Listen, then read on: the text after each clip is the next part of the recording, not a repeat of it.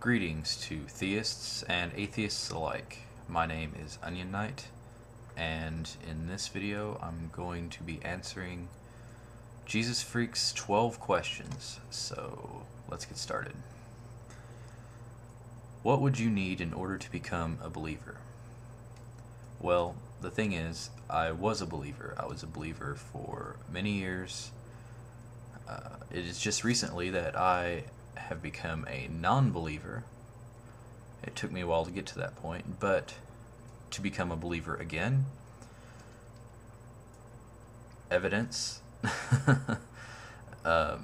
Well, okay, to be fair and try to answer your question, if you were to point to me a very non-vague, very specific prophecy that could not have been a shot in the dark at all, that referred to something that no one in the time that the prophecy was written could have known about whatsoever.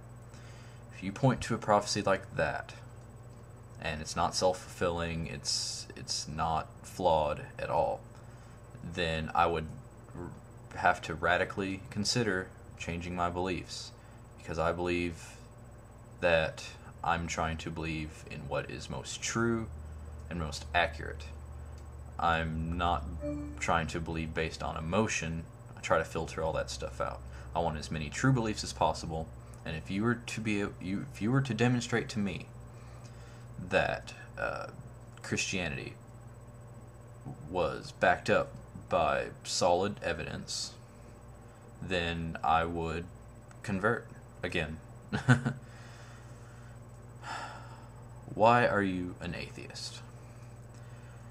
I'm an atheist because it's, to me, the most logical conclusion that I've drawn based on looking at the world around me. I don't see any need for any supernatural beings or for a creator. I think that everything can be explained through human understanding and through science. Maybe not now, but I don't believe that anything is beyond the realm of being able to be explained. I don't think there's something that's just completely off limits, it's unobservable, such as the concept of God.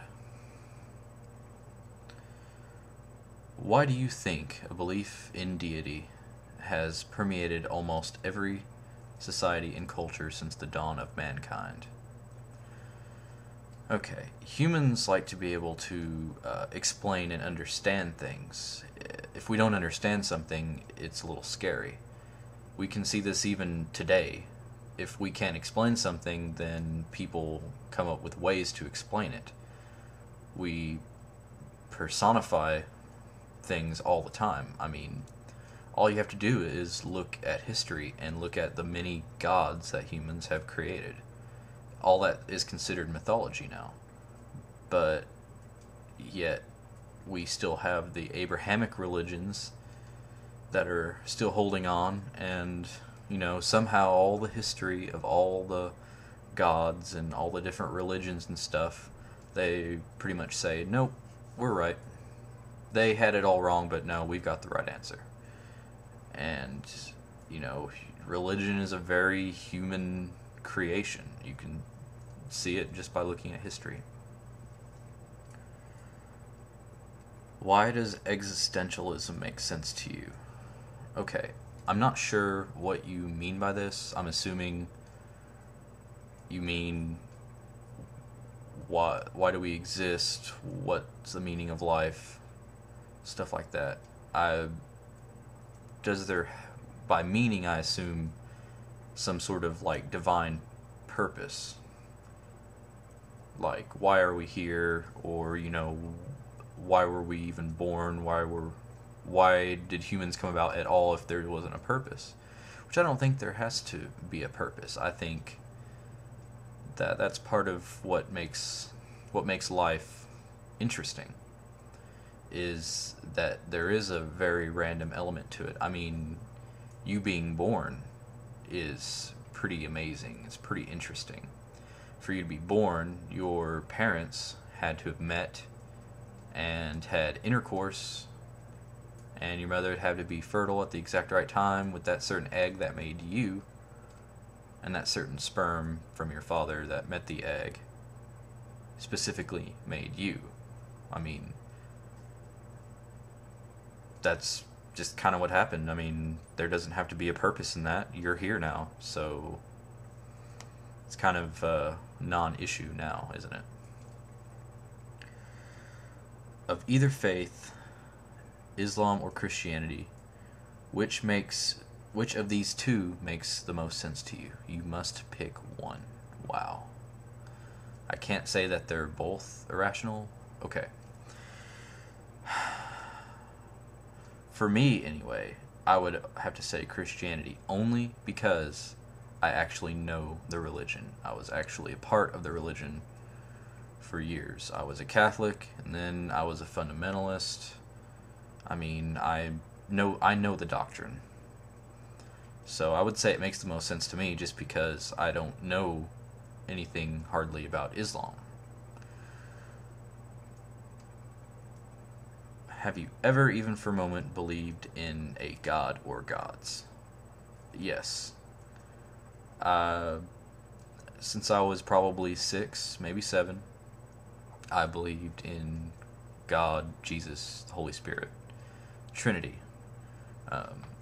I was brought into a Catholic church, and I was baptized. I participated in communion. I did all that stuff. Went to Sunday school, everything.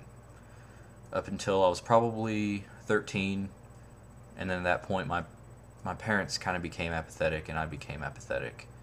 That apathy continued for a number of years. Reintroduced to it by my now wife. She successfully converted me to the Baptist religion, and I was a member of that for a number of years, at least 3, and then I became an atheist. So yes, I believed in a God for years. If you die as an atheist, are you prepared to go to hell? Well, that's kind of a tricky one too. I don't believe that there is a hell. I think it's a very poorly conceived idea of scaring you into believing in the doctrine of the said faith. I think it's very divisive, and it's a bit insulting to the intelligence to be told that if you don't believe without evidence, you're going to a place where you're going to be tortured forever. But say if there was a hell and I was going to go there for not believing, then yeah, I mean, nothing really I can do about that. It's not like I can suddenly push aside everything I know and all the evidence that I've studied and suddenly say, nope, I believe now. I mean, that's very disingenuous. I mean, you can't invoke Pascal's wager, oh, well, if, Jesus freak, if you're wrong, nothing happens to you, you just die, and if I'm wrong, then I go to hell. But, if God exists, he's not stupid. I can't just believe for the sake of believing. I'd have to actually believe it fully. So, I mean, you're not going to fool anybody, especially not the supreme creator of the universe, saying that, oh, I believe now, and, still in the back of your mind you don't. I mean, belief is pretty strong like that. It holds on pretty tightly.